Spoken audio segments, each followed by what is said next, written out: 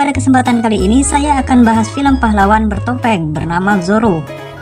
Zorro sendiri merupakan karakter dongeng kepahlawanan yang diciptakan oleh penulis Amerika Serikat bernama Johnson Macaulay pada tahun 1919. Kisah pahlawan bertopeng ini bersetting di California pada masa pendudukan Spanyol, sekitar tahun 1769 sampai 1821. Arti kata Zorro sendiri berarti folk dalam bahasa Inggris, yang berarti rubah. Dan pada tahun 1998 lalu, sutradara kawakan Martin Campbell mengangkat kisah sang pahlawan ke layar lebar, dengan dibintangi oleh Antonio Banderas, Catherine Zeta-Jones, mantan hayalan saya, dan Anthony Hopkins. Film ini dirilis pada bulan Juli di Amerika dan mendapat rating 6,8 berdasarkan situs IMDb. Film ini juga memiliki sequel dengan judul The Legend of Zorro, yang dirilis pada 26 Oktober 2005 yang nantinya juga akan saya bahas. Karakter bertopeng fokus dalam film ini yang disebut Zorro merupakan seorang pahlawan yang sangat menjunjung tinggi kesejahteraan para petani dan rakyat jelata. Sampai suatu ketika pada tahun 1821 di akhir-akhir masa pendudukan Spanyol atas California, musuh bebuyutan Zorro bernama Don Rafael Montero, seorang bangsawan Spanyol yang menjabat sebagai gubernur California saat itu, berencana menjebak Zorro dengan cara mengeksekusi 3 petani tak bersalah untuk memancingnya keluar. Tentu saja sang pahlawan hadir dan mendapat sambutan hangat dari rakyat. Mereka berteriak bersemangat menyebutkan nama Zorro, memberikan keberanian untuk melawan pasukan Rafael. Dengan sekejap Zorro menghajar pasukan gubernur Rafael dan melepaskan para tahanan. Saat pertarungan Zorro berlangsung, 2 orang kakak beradik yatim piatu bernama Joaquin dan Alejandro sangat bersemangat melihat figur hero mereka dan ikut membantu Zorro melawan pasukan gubernur Rafael. Alhasil Zorro ternyata sangat berterima kasih kepada mereka berdua karena telah membantunya. Sebagai kenangan, kalung pun dihadiahkan Zorro kepada salah satu dari mereka. Zorro kemudian menemui Don Rafael tapi bukan hendak membunuhnya, namun hanya memberi sebuah tanda kenangan dan sebuah ancaman. To remind you not to return. 3 gods. A small memento of Mexico. Rafael. Zorro lalu pergi menuju keluarganya dengan kuda hitamnya bernama Tornado.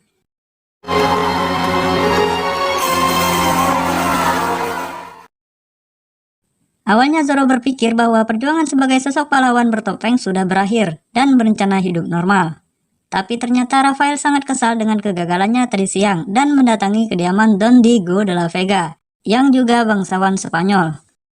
Rafael mencurigai Diego sebagai sosok Zorro, dan benar saja setelah meremas lengan kiri Diego ternyata ada luka yang sama seperti luka Zorro saat pertempuran tadi siang. Zorro mencoba melawan dan menyerang Rafael, tapi kemudian istri Zorro tertembak karena melindungi Zorro. Rafael menyesali hal itu karena dia sendiri mengagumi istri Zorro dan kemudian pelaku pun ditusuknya. Zorro akhirnya ditangkap dan putrinya bernama Elena diambil oleh Rafael pergi bersamanya ke Spanyol.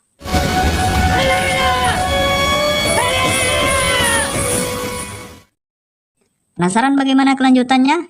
Tenang, saya akan ceritakan alur cerita filmnya untuk kalian. Tapi sebelum itu, untuk kalian para calon bos yang dermawan yang belum subscribe channel ini, silahkan subscribe terlebih dahulu dan bunyikan juga tombol loncengnya. Dan inilah dia, The Marks of Zorro.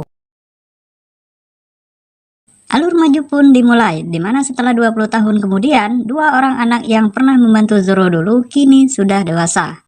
Dan sayangnya mereka masih menjomblo, entah karena persyaratan calon mertua yang terlalu besar atau memang karena wanita di sana yang tak mau dengan mereka karena masih pengangguran. Tak disebutkan alasan mereka, namun yang pasti saat itu mereka berdua adalah buronan pemerintah Meksiko dan dikenal sebagai Murrieta bersaudara. Nama mereka kian terkenal dan kepala mereka tentu memiliki harga. Suatu hari, mereka berdua bersama 1 orang rekannya berencana merampok beberapa pasukan Meksiko dan berpura-pura ditangkap. Rekannya kemudian mencoba bernegosiasi harga dengan harapan mendapat uang jajan ke warung janda depan rumahnya. Tapi saat itu, para pasukan Meksiko tidak mau membayar rekannya itu dan akhirnya inilah yang terjadi. Ya, baju dan celana mereka dilucuti tanpa sehelai benang di badan. Amigos, adios.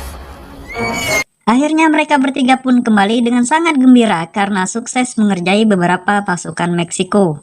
Namun di perjalanan pulang, tanpa mereka sadari, ternyata telah berbaris beberapa orang pasukan Meksiko bersama seorang kapten yang disebut sebagai Kapten Love. Melihat hal itu pun, mereka bertiga mencoba kabur, tapi pasukan itu menembak jatuh rekan Mureta bersaudara, dan juga menembak Joaquin. Merasa kondisinya tidak memungkinkan lagi untuk kabur, Joaquin akhirnya bunuh diri, sedangkan Alejandro berhasil selamat. Alejandro melihat dengan jelas kejadian tragis yang menimpa Joaquin dan menaruh dendam kepada Kapten Love. Scene kemudian berpindah di sebuah tempat tahanan. Ternyata Don Rafael saat itu juga telah berada di California. Don Rafael berencana menemui Don Diego de la Vega, yaitu sosok Zorro dahulu di penjara tersebut. Awalnya Rafael mencoba melihat sendiri wajahnya, tapi dia tidak mengenalinya lagi. Hingga akhirnya penjaga penjara buka mulut dan meminta mereka mengakui siapa yang bernama Zorro. Hal itu lantas membuat keributan sehingga memaksa Rafael menyudahi pencariannya dan menganggap Don Diego alias Zorro telah mati. Mereka semua kemudian dimasukkan lagi ke sel masing-masing dan ternyata Zorro memang masih hidup dan berada bersama para tahanan tadi. Rafael tidak mengenalinya karena salah satu matanya diikat. Melihat Rafael yang telah kembali, darah tinggi Zorro yang tak lagi muda itu memuncak. Untungnya tidak terjadi stroke karena memang beberapa bulan terakhir dia sering konsultasi dengan Dr. Miun dan rajin konsumsi obat herbal serta berolahraga. Singkat cerita, Zorro akhirnya bisa keluar dengan memanfaatkan kematian tahanan sebelahnya.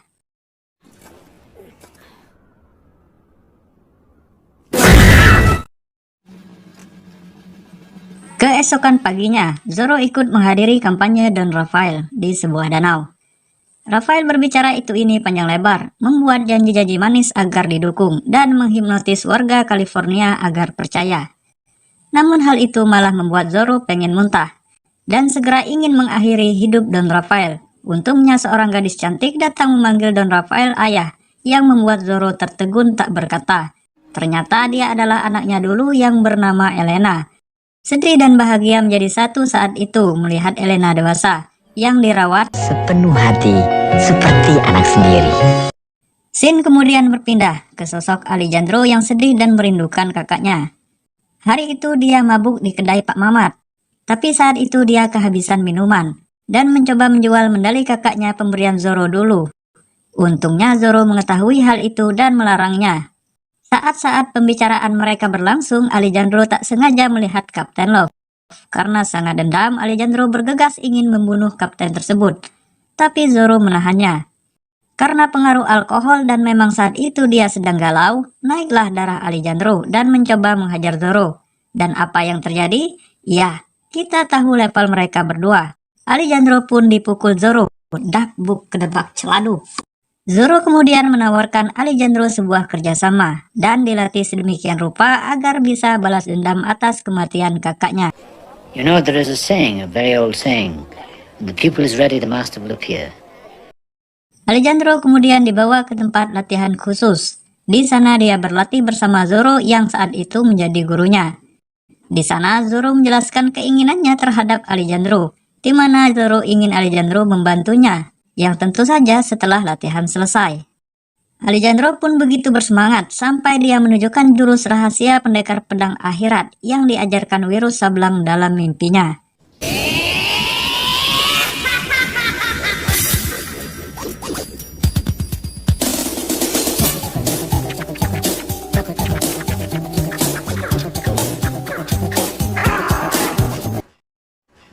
Tapi hal itu belumlah cukup. Zorro kemudian mengajari Alejandro bagaimana menggunakan pedang dengan baik dan benar. Latihan pun dimulai. Mulai dari push up atas api, bergelanjut dengan tali, simulasi pergerakan musuh, memainkan strategi tusuk-menusuk dan tangkis-menangkis lawan, dan lain-lain sebagainya. Sampai membuat Alejandro marah-marah. Singkat cerita, sampai suatu hari Alejandro bisa mengimbangi Zorro.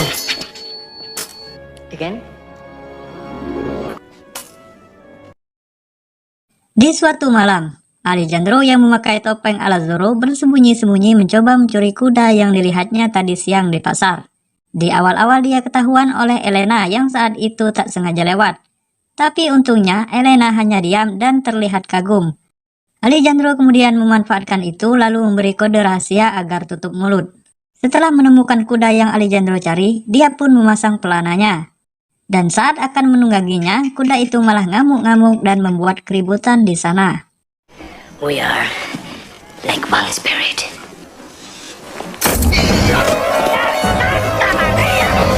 Alejandro akhirnya terlepas dari kuda tersebut. Tiba-tiba suasana menjadi hening karena kemarahan orang-orang di sana.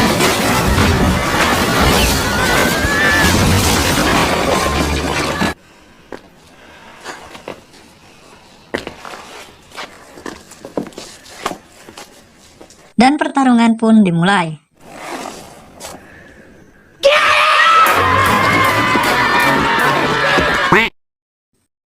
Singkat cerita, Alejandro akhirnya bisa mengalahkan mereka dengan menembak meriam dan membuat tempat itu hancur berantakan. Alejandro kebingungan mencari jalan keluar, dan di atap gedung dia tak sengaja bertemu dengan kuda yang sempat dia curi. Alejandro pun memanggilnya dengan berbagai nama, tapi tak satu pun bisa, hingga akhirnya dia mencoba dengan siulan yang ternyata berhasil. Tapi lagi-lagi hal konyol terjadi.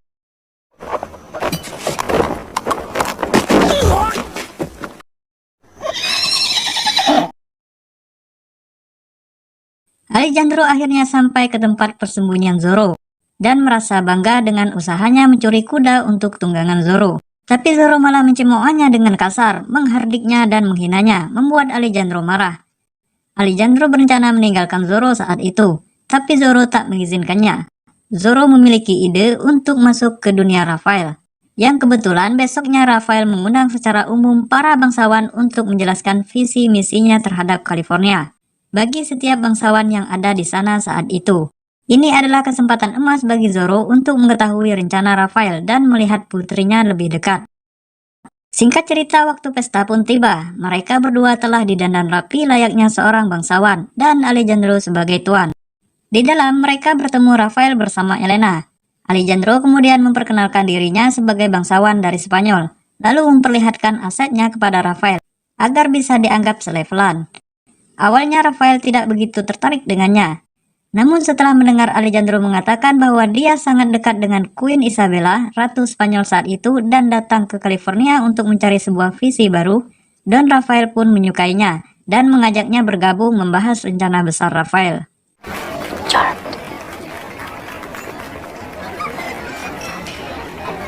Raphael berencana memerdekakan California dan membuat negara baru bernama Republik California.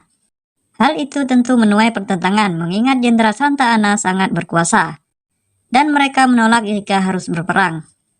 Tapi ternyata kemerdekaan atas wilayah California tidak dengan cara berperang, melainkan membelinya. Raphael kemudian menjelaskan bahwa saat ini Santa Anna sedang berperang melawan Amerika, dan tentu membutuhkan uang yang sangat banyak. Raphael ingin membeli California dengan emas yang ada di wilayah California itu sendiri. Karena memang Santa Anna belum mengetahui hal itu, Raphael kemudian menunjukkan emas batangan yang membuat orang-orang di sana kaget. Keesokan paginya lagi, para bangsawan yang hadir di pertemuan rahasia tadi malam diajak oleh Raphael menuju tambang emas yang telah lama beroperasi. Di sana banyak sekali para rakyat yang dipaksa bekerja. Alejandro pun tak tega melihat hal itu, dan ditambah lagi rekannya dulu dibunuh Kapten Love saat itu, membuatnya semakin marah.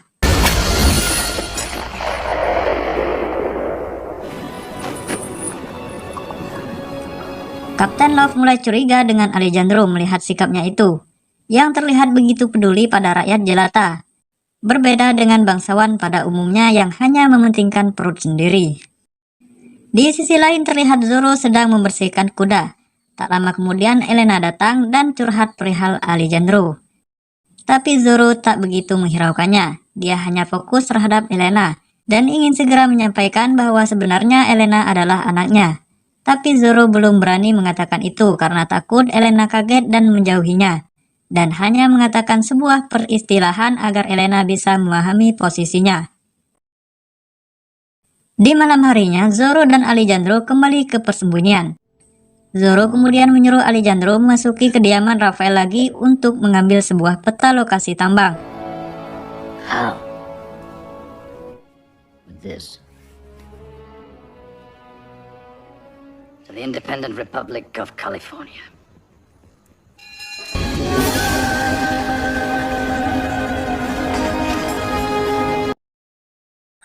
Alejandro pun berhasil masuk dan mencuri peta tambang. Namun saat akan kabur, Kapten Love menemukannya, lalu disusul oleh Don Rafael. Pertarungan mereka berlangsung lama malam itu hingga menjelang siang. Untungnya Alejandro bisa mengimbangi dan berhasil lari.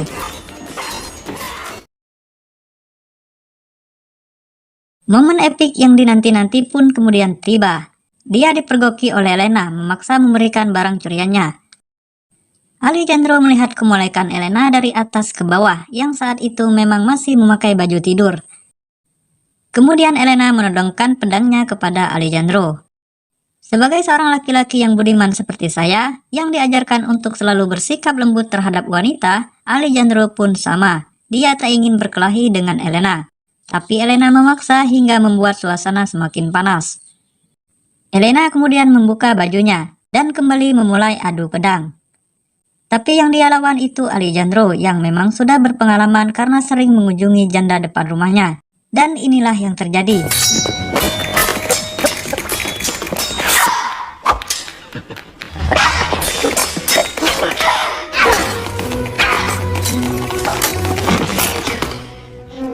Don't move.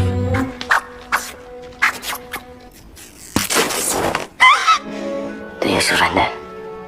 Never.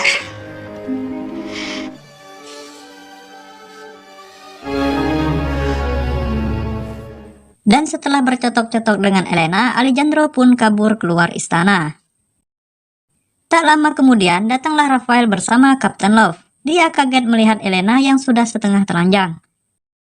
Elena menjelaskan pertarungannya dengan Alejandro yang saat itu berkostum Zorro hingga membuat Rafael berpikir aneh. Kapten Love lalu menyuruh anak buahnya mengejar Alejandro dengan berkuda. Ketika melihat mereka, Alejandro bergegas menaiki kudanya, namun malah ini yang terjadi. Let's go.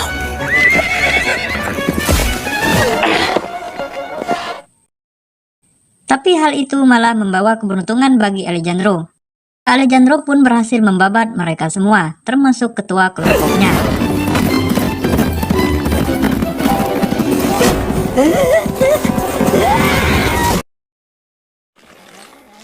Singkat cerita, sampailah Alejandro ke persembunyian Zorro.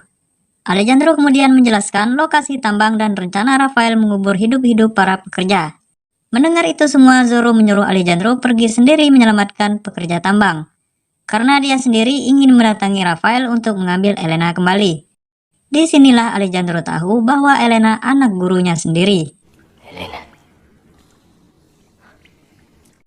Alejandro kesal dengan Zorro karena lebih mementingkan urusan pribadi.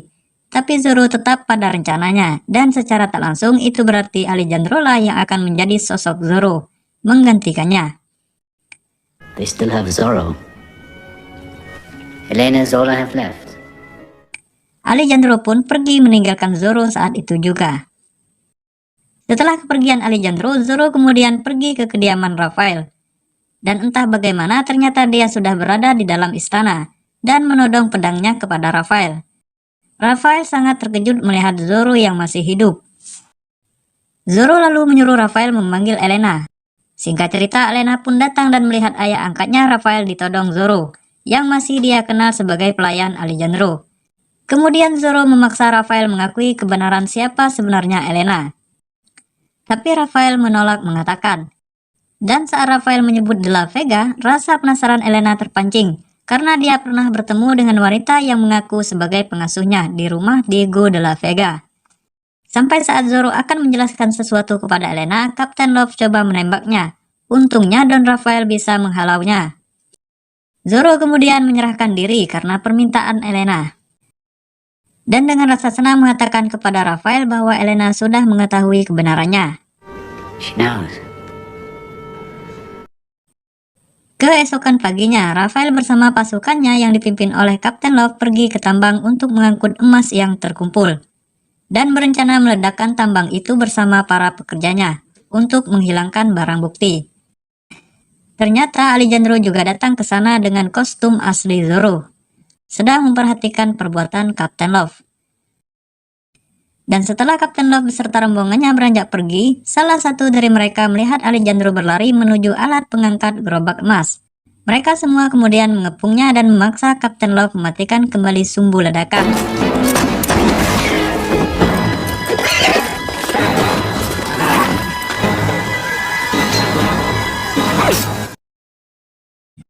Pertarungan sengit pun terjadi, sampai akhirnya saat Raphael akan menembak Alejandro, Zoro pun datang membantu, yang ternyata dia datang bersama Elena.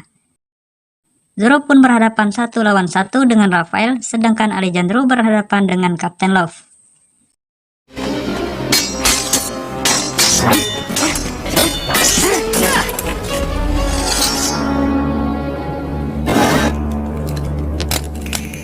Pertarungan mereka berlangsung cukup sengit. Dan saat pertarungan sengit mereka berlangsung, Elena berusaha membebaskan para tahanan.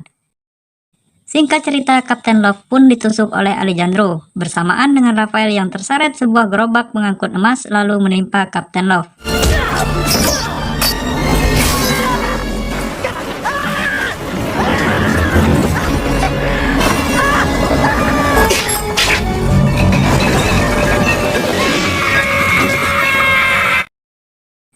Mereka berdua pun jatuh dan mati tertimbun batangan emas saat itu juga.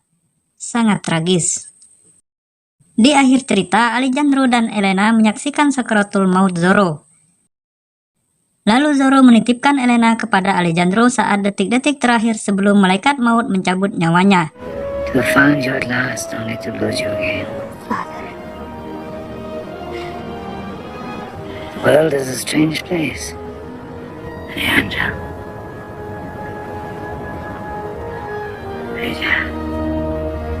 Dan momen yang ditunggu-tunggu pun terjadi. Tamat. Oke, itu tadi rekap alur cerita film The Marks of Zoro. Semoga bisa menghibur kalian semua. Mohon maaf jika saya salah berucap. Dan yang terakhir, pelajaran dari film ini adalah jangan coba-coba menggoda wanita yang tak kamu kenal, karena mungkin saja itu adalah putri gurumu sendiri. Saya Leoparto pamit undur diri dan